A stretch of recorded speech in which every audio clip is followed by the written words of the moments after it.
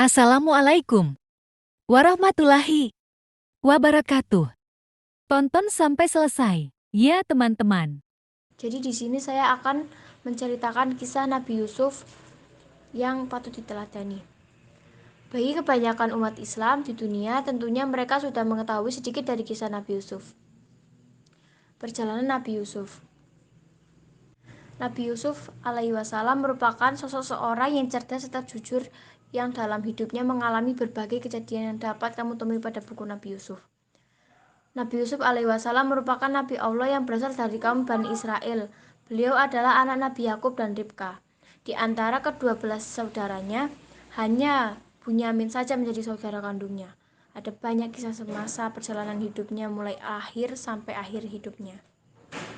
Nabi Yusuf dibuang ke sumur. Dibandingkan dengan anak lainnya, Nabi Yakub memang memberikan perhatian lebih kepada Bunyamin dan Yusuf. Hal ini dikarenakan sifat keduanya yang sangat berbeda jika dibandingkan saudara lainnya. Situasi ini tentunya menimbulkan adanya rasa iri dari putra lainnya. Nabi Yusuf dibuang oleh saudaranya ke dalam sumur ketika berhasil membohongi Nabi Yakub. Allah Subhanahu wa Ta'ala nyatanya menyelamatkannya dengan memberikan tali lewat seorang pedagang yang tengah lewat. Akhirnya Nabi Yusuf dikembalikan kembali ke rumahnya oleh pembesar kerajaan Mesir.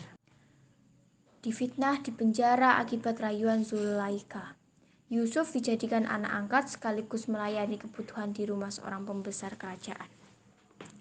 Pasangan Kifir dan Zulaikha sangat menyayanginya akibat ketampanan yang ia miliki.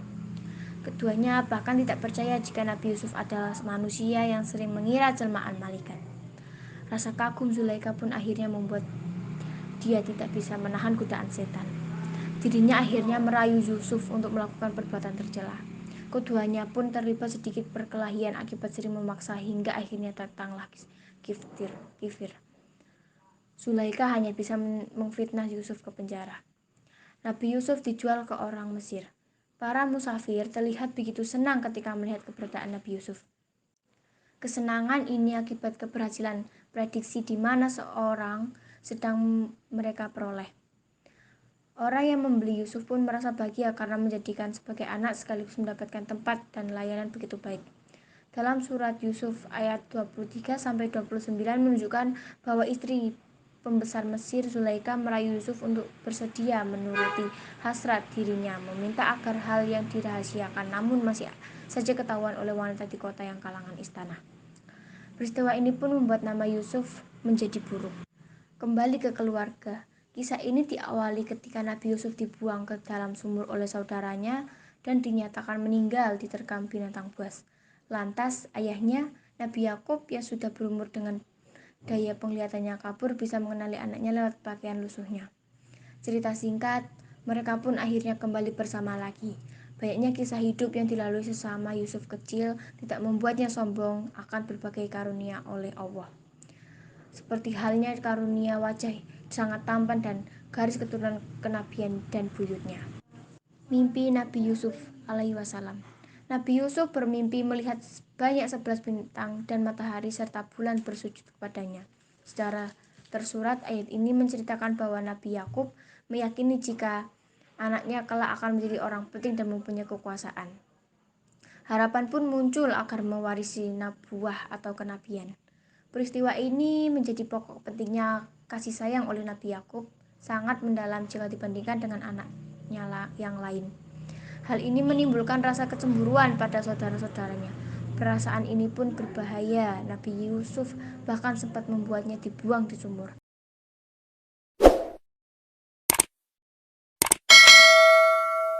Jamuan makan oleh Zulaikha. Adanya jamun makan yang diadakan oleh Zulaikha juga menimbulkan adanya peristiwa lain dalam kehidupan Nabi Yusuf.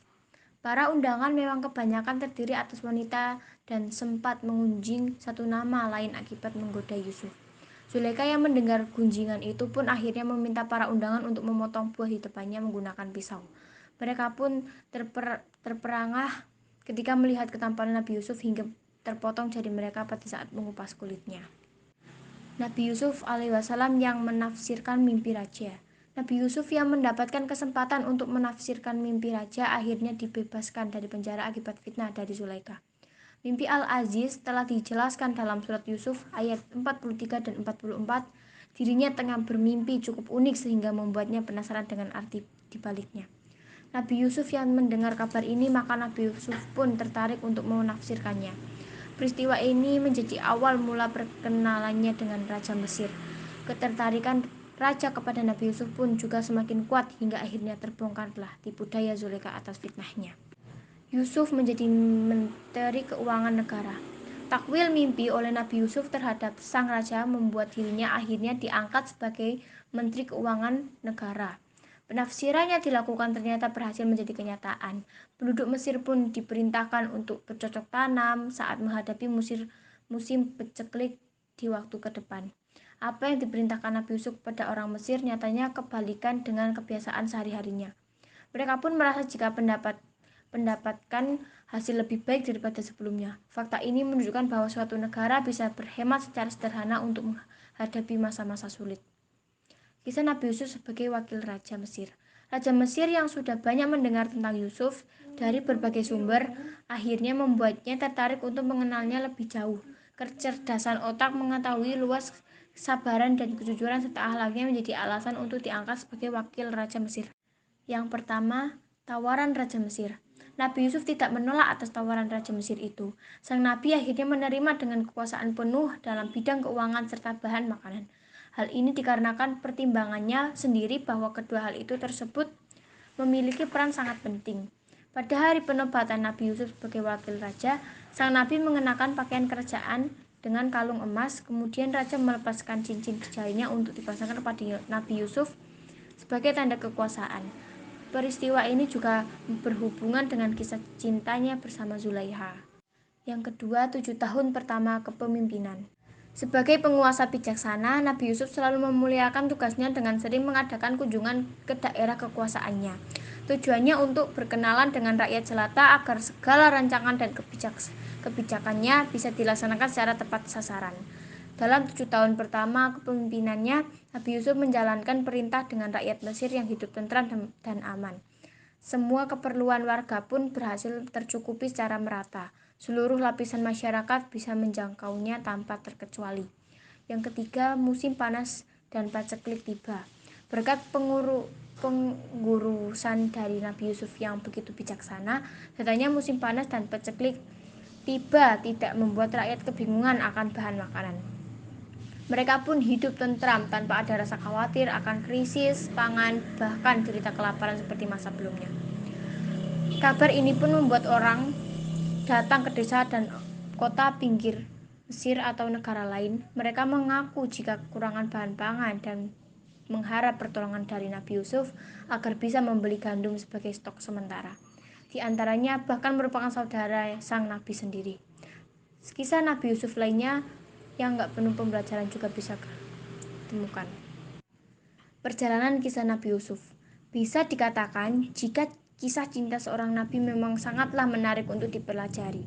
Tidak hanya sekedar memahami dan mengetahui, namun juga mengambil pelajaran di dalamnya untuk menjadi pribadi lebih baik lagi. Terima kasih yang sudah menonton sampai akhir. Jika ada kesalahan dari tutur kata atau foto yang tidak pas, mohon minta maaf. Wassalamualaikum warahmatullahi wabarakatuh.